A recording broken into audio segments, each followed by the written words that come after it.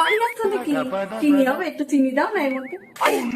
এ কালকে রাতের খবর শুনেছো? সারা পাড়ার লোক তুমি জানো না? বলবো তোমাকে, পচার বাবা কালকে রাতে 1টার সময় মদ খেয়ে বাড়িতে, আমি তো ঝগড়া শুনে সোজা জানলা একটুখানি খুলে দেখছি যে কি হচ্ছে।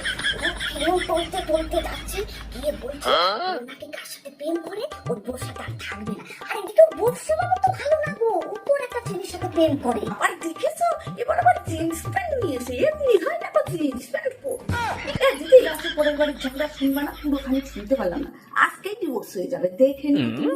হ্যাঁ এই বলছি একটু চা থাকলে একটু চা দিও না গো, আমার চা পাতাটাও ফুরিয়ে এসেছে, অল্প একটু দিলেই হবে, ওর বাবা এক্ষুনি বাজারে যাবে।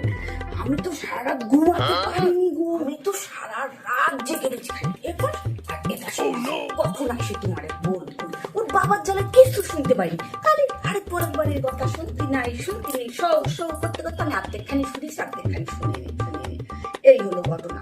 আর তুমি দাঁড়াও, কাছের দিদিটা আছে না, ও আসবে না একটু পরে, তারপরে শোনা যাবে না পুরো ঘটনা। দাও